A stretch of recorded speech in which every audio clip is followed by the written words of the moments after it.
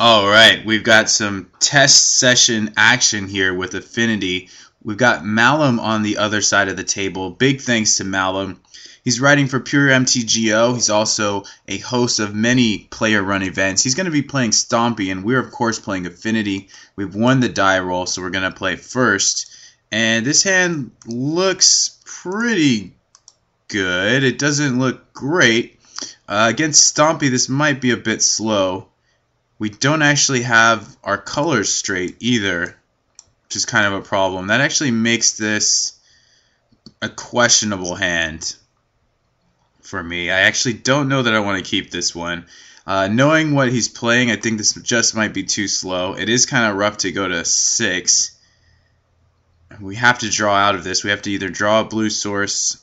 We have a number of things we could draw that would make this good. But the disparity here just might be too much. Any other creature besides a blue one will possibly get us out of this. I'm still going to mulligan. And this hand's not very good either. We have pretty much the same issue that we had. But I think it's probably better than going to 6.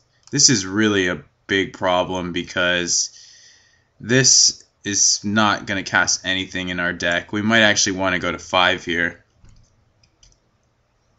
We're not going to be able to cast this probably until turn 4. There's a chance we can cast it on turn 3. If we draw a Frogmite, we could do it. Yeah, I guess this is probably better than 5. Though, whenever I'm on the fence, I like to err on the side of mulliganing, so I'm going to go to 5 here. And this hand looks keepable, so we're not going to mulligan this one. Let's go ahead and get rolling. We've got, is this a turn 2 thought cast? Yes, it is. That's not bad. There's a young wolf. And we have an Atog we can play, but I don't think that's going to be a huge benefit for us. It does block a young wolf, but it loses our colors. I think we want to go with the thought cast. This 5 minus 3 is 2, so we can cast it. Let's go for that. Kind of make up for the mulligan there. We can almost cast the Frogmite this turn. I think next turn we'll be able to cast both of these if we draw a land or something. There's a Rancor. So we wouldn't have been able to play the Atog anyway. And this is going to be a bit of a problem for us until we get a big creature. Though he can probably just pump through that. Alright, so we draw a sphere. We're going to be able to cast 1, 2, 3, 4, 5. So we can cast these 2, or we can cast the Atog. I think we want to go Hover Guard, Frogmite. Next turn we can play, the turn after that we can play Enforcer, or we can play Atog. I think it's better than just playing the Atog out right now, so let's do it. That's 4. This gets cast for free. So this hand ends up looking pretty solid. Though, I mean, all it takes for him is just some simple pump effects, and we're going to be taking a lot of damage. So he's just sending the Pit Skulk in as is. I think we may want to try and block with the Hover Guard and let this be, because we want to keep the artifact count high enough to cast the Enforcer. So I think we'll do that. It might cost us a pump spell. This is one of our only blockers against. It actually is our only blocker against a Vault Scourge. But I mean, one thing he could have done is chosen to pump the Pit Skulk before attacks, and then we can't block this at all. But it looks like he wanted to get rid of the creature. And he's got another young wolf. So this is 6 power on the board for him. We're gonna have soon to be 6 guys, or not 6 guys, 6 artifacts. So I think that's fine. We don't necessarily have to play the Enforcer. We could play the Atog, but I think Atog we want to save for last. It's just what I'm thinking. We have our artifact count high enough here. We may want to try and draw a card with one of these. and stop another Rancor, and I don't think we're going to attack into the Young Wolf. We also kind of don't want to block that Young Wolf because we want to try and kill the Pit Skulk first. He's just going to charge in here. Looks like he's just sending in the Young Wolf. We can afford to take one more hit. I think after that we're going to want to start blocking. So I think my plan is just to take this and this hit right here. The fact that he didn't attack with Pit Skulk kind of tells me he probably doesn't have more pump. He's just got guys. That makes Sheenan a bit of a problem. I think we can go to 11 though. This is a really awkward position. I'm not used to this matchup at all. Another Young Wolf. And I don't think we want to sack the Sphere just yet. I think we want to use it to cast the Atog.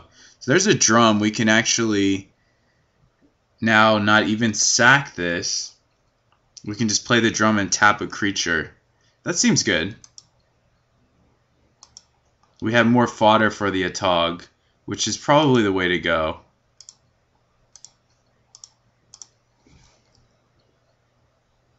And we have a lot of artifacts on the board. We could attack with the Enforcer. We don't want to blow these guys up if we can avoid it. So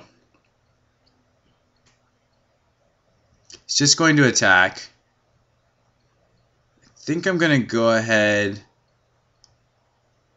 and block with the Atog, drawing a card. We could block with the Enforcer, and we'll probably lose it at that point. We could also try and block with the Frogmite.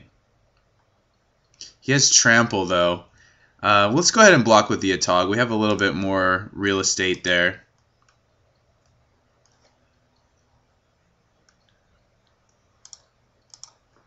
We also get to draw a card, which is nice.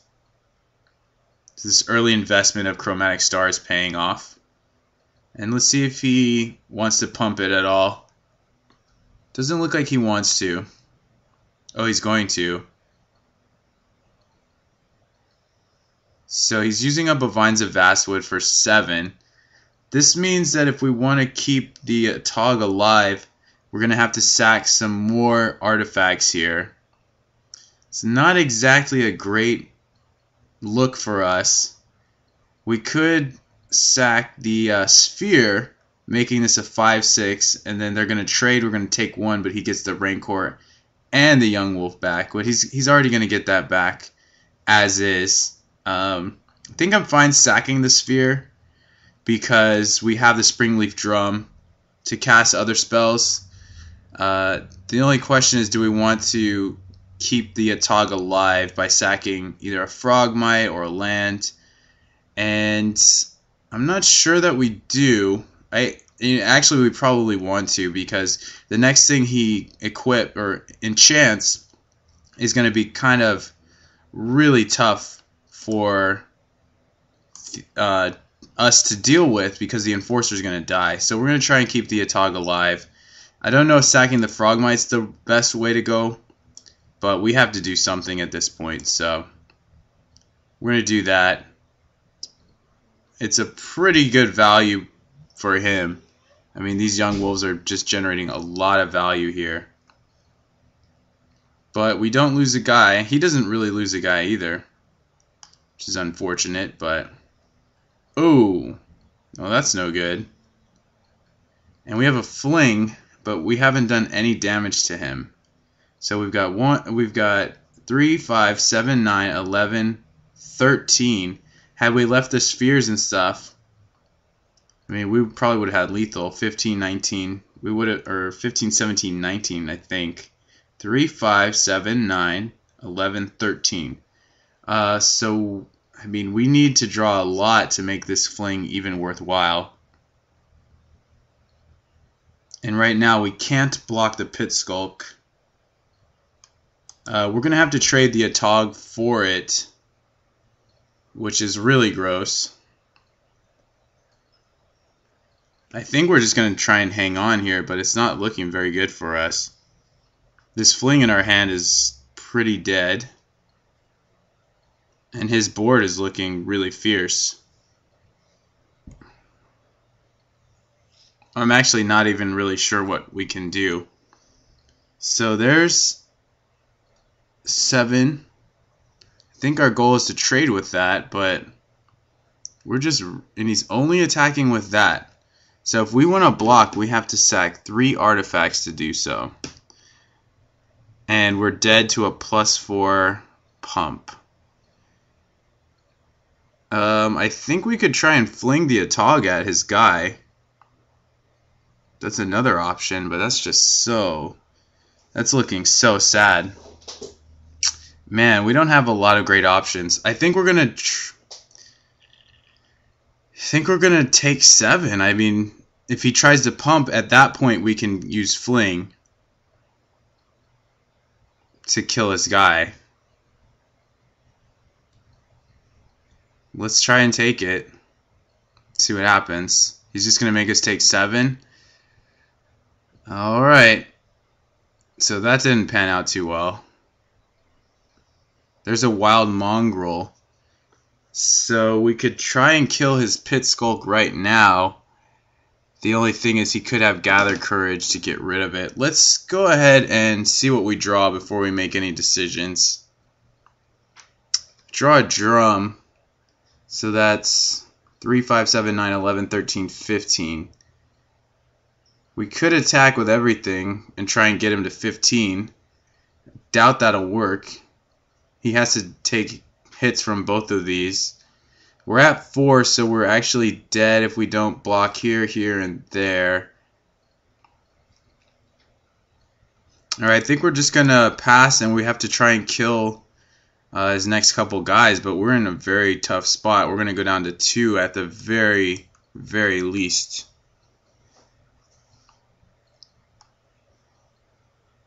So there's a land drop. He's just sending in the pit skulk. It's kind of weird that he played the land. It's a pretty strong telegraph that he has groundswell.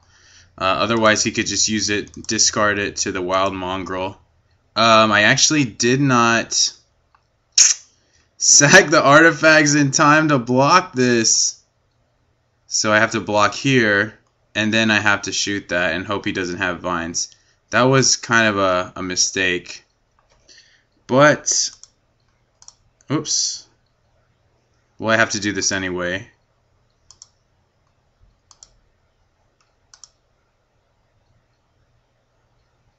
And we sack this. And now we have to attempt the fling.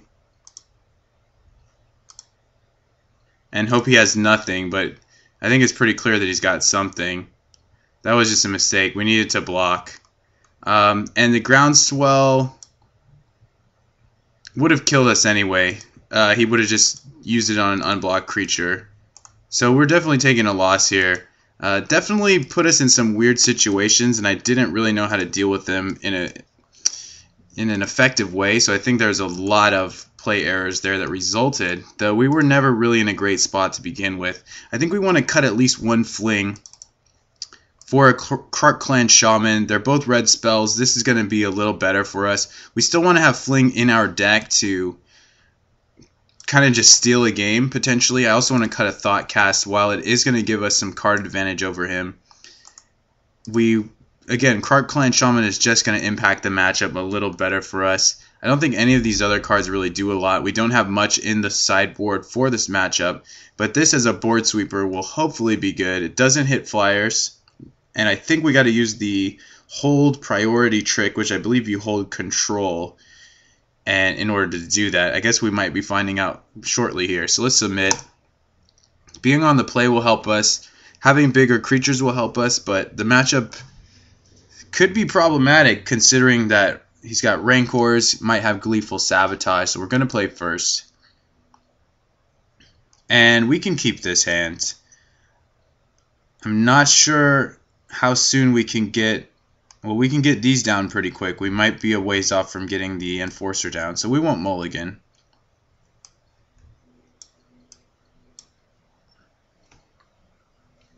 I considered cutting a Tog, but I think that just having big creatures is kind of where we want to be.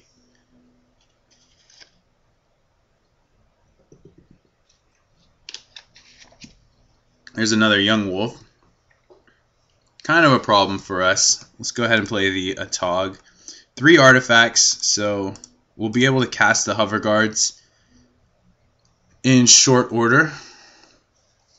And we will not block this young wolf. Looks like another Rancor, so we're not looking great here. We're going to go ahead and take that. We don't want to sack any artifacts this early. And he's got the same opening he had last game, so it's going to be pretty tough. Now we can actually play an Enforcer and a Hover Guard. Pretty sure. Yeah, that works. 4, and we have 5. Let's do that.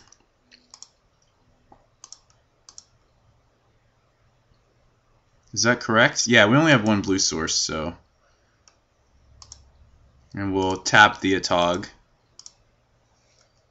And I think that looks pretty good for us. I mean, we do face the same kind of issue that we did before. There's a Quirion Ranger, so it can get the land back. We may try and combo block a creature, since we have the same creatures coming back around. And it will be a 2 for, well, it'll actually be a 1 for 1. Let's go ahead and double block the Pit Skulk and see what happens. I know it's kind of sketchy, though maybe we just want to single block, and that gets a card out of his hand, and then we can basically make the same play we made before. We can also opt to block the wolf here. Yeah, let's try this. I don't think he can save them both, but maybe he can. This might be too ambitious on our part. So he's just going to do that. Hopefully we're not eating a Hunger of the Howl pack here, but we can eventually block that. He's going to put a Rancor on the Pit Skulk, but it's still blockable. We can start attacking back as well. We might just want to consider racing. Looks like he made a potential mistake here.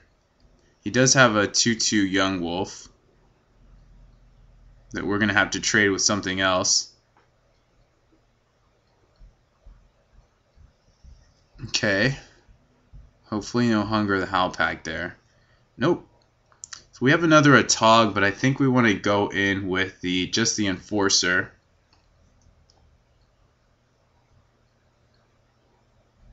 And then we're going to play another Enforcer and play Hover Guard. We want to start racing because we're going to have the bigger creatures. We're actually not even in that much of a position to be defensive. We can actually get offensive. It's one way to do it. So he's going to try and pump. Oh, he's going to untap this. Alright. And take the block. Actually does not take the block. I'm not sure what that was all about. Might have just been a misclick. So let's just make the same play. Yeah, I think so. I don't think we need another Atog right away. But, I mean, our board is looking very menacing, so I don't even think we need to block. We're at 17. There's the land drop. Kind of strange play to, bounce the land on his turn. Could be the case that he ended up drawing a land and didn't even need to do that. So, yeah, we'll just take this hit. We're going to swing in probably with everything next turn. It feels like we're in a better position right now to race. So he's deciding how much damage he wants to send our way.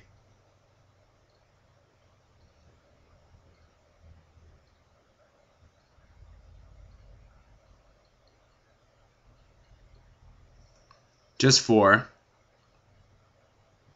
And there's another Ranger. He can, of course, untap the Pit Skulk, but it's still going to equate to a trade.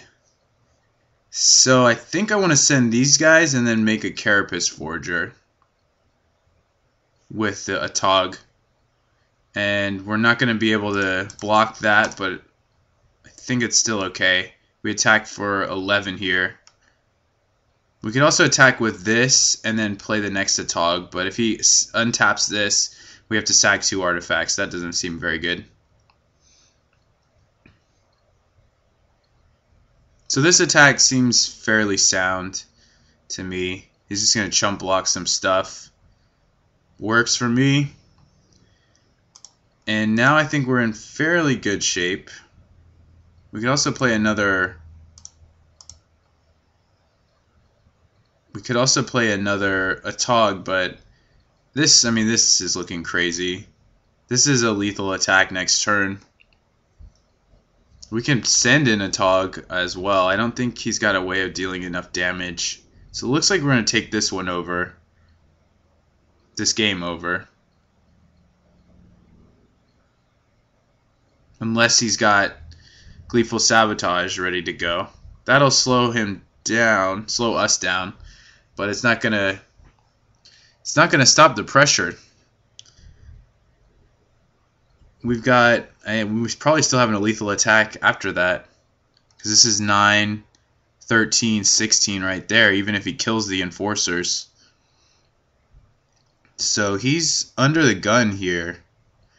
These big creatures, it just takes a couple swings. Looks like this is a Gleeful Sabotage. Nope, it's a Ledgewalker. And still representing a Vines or something like that. So we're just going to attack. Again, probably with everybody. He's ground swelling and attacking for 8. Okay. So if we attack with everybody, he can block these 2 and take 11. And he can actually untap with this, right, as well. I think we just attack with everybody. We're at 5. We're going to have an Tog to block, and he's not going to have much to do. We can't block this. Well, alright, we actually have to think about this a little harder. So, if he's got something like a Vines that can make this lethal, he has to block 2 creatures in order to survive, and that takes him just to 2 life. And then he kills us with the backswing. This is our only flyer, so we want to have some kind of blocker for the Ledgewalker. I think we can send these 4 creatures and still force him to make some difficult blocks. Or maybe just these 3 and have a double Tog ready to go to block this. Because I don't want to just send a Tog in and get killed by this. He could be planning to block and put the Rancor on her.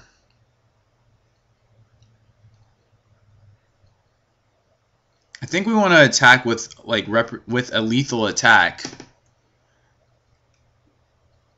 But the trample is really what's concerning me, though. We have 2 points to block with it.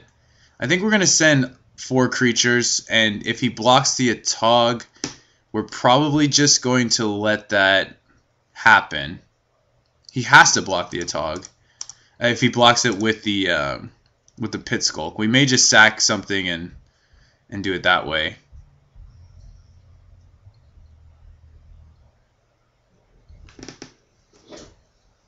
Let's see what blocks he makes. I think his best blocks are a Tog.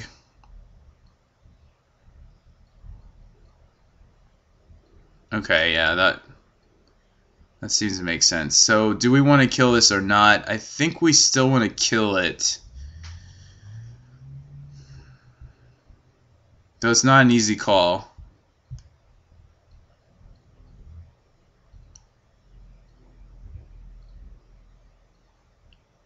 I don't think we want to kill it. I think we want to put the Tog as a blocker, and so she doesn't get trample. So he goes to 5. We lose a Tog, but we have another one coming up.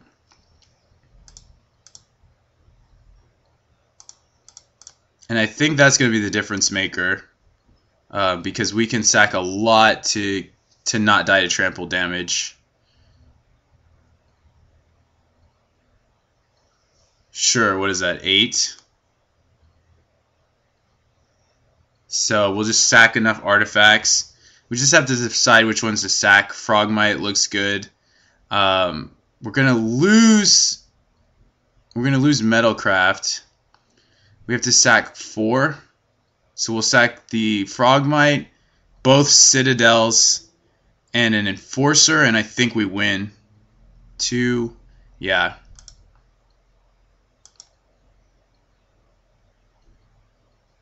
Because we still have Metalcraft at that point.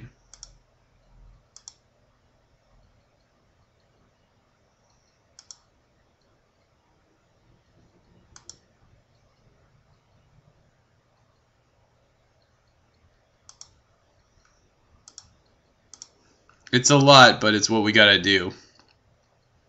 So we can now block. And we have a lethal attack on the backswing.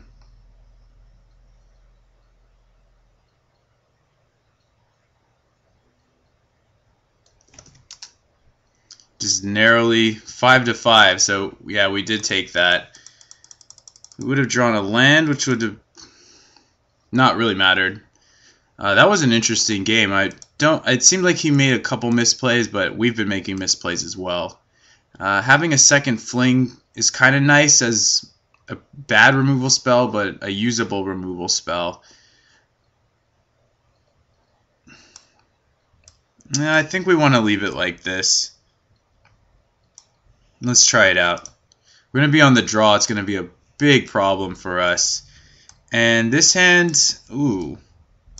With a land, this hand is maybe doable. We do have a Galv Blast, but if we don't draw a land, we're kind of screwed. And then this fling is also kind of dead right now. So I'm going to go to 6.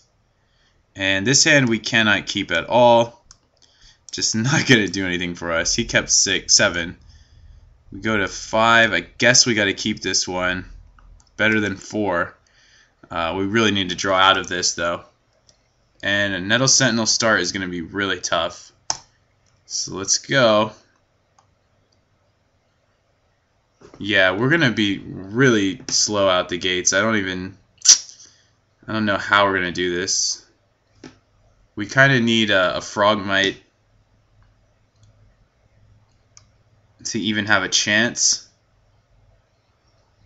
The top of our deck needs to be really kind to us. And a triple Nettle Sentinel draw is probably just going to take us down. There's a sphere. We can Galv Blast a guy. Oh no, we can't because we have to sack this. Alright, so this is 2 artifacts, 3. I think we actually have to wait next turn to Galv Blast something. But having Galv Blast and Thoughtcast next turn seems like it might be okay for us.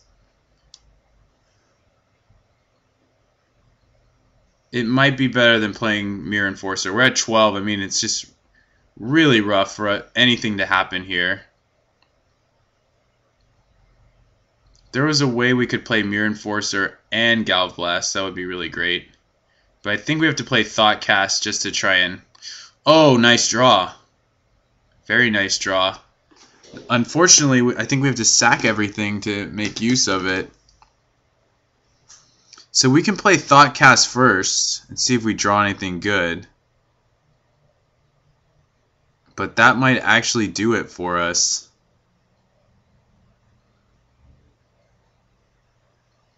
I think we should play Thoughtcast first.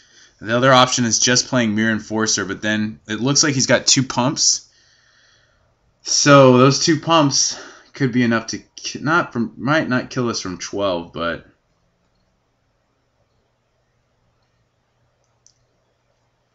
yeah, let's go with the Thoughtcast.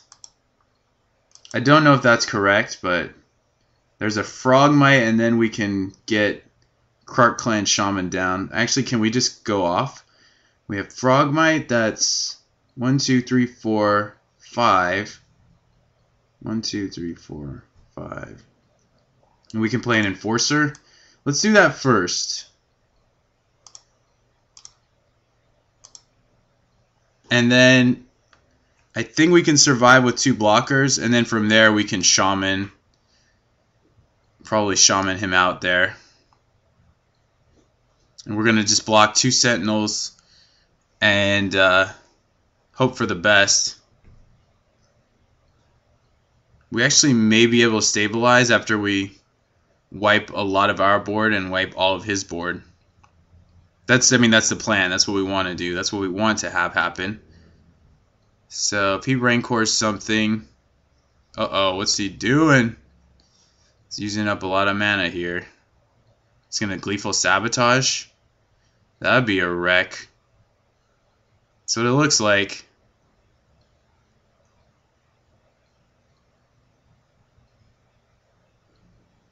That's gonna leave us with next to nothing.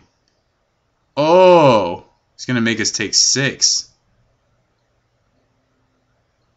Okay, we can still wreck the board afterwards. So we have to block with both, right? Yeah, we have to block with both. Okay, so this is good.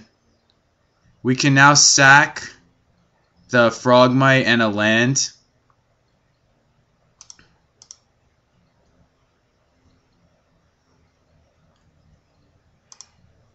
Which is going to be the Citadel. We also draw a Hover Guard. Do we want to cast that first? I think so. Alright, so we have to hold control. I don't think it's shift. I think it's control. And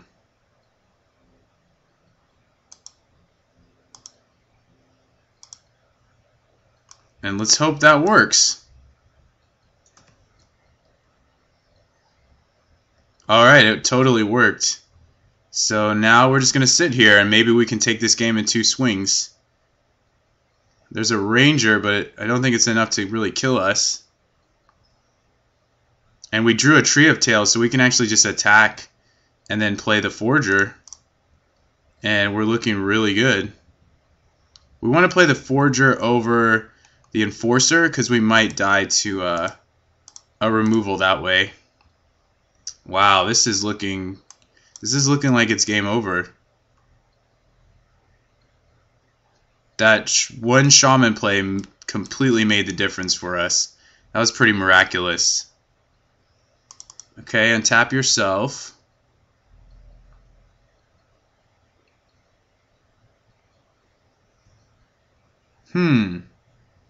Interesting. I think we'll play Enforcer first and then attack with all.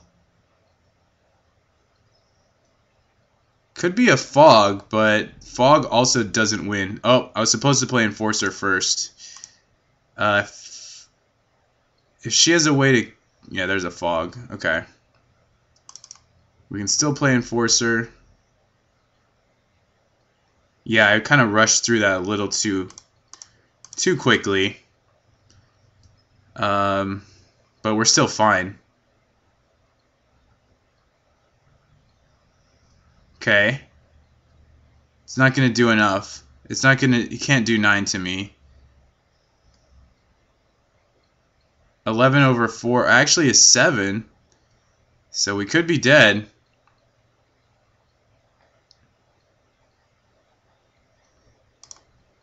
Double Groundswell will do it.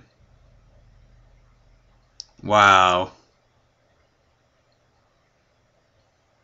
Oh, yep, just got there. No, that's only 8. So we survived. Oh, you can untap yourself. But you're still gonna take 7. Wow, what a narrow victory. And I think a lot of these games are gonna be like that. Yeah, definitely. That was really close. So let's just swing with all. And we will have it.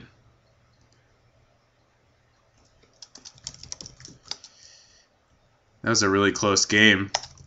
So GG, I hope you guys enjoyed that one, and stay tuned for some more rounds. Thanks to Malum for playing, and thanks to you guys for watching.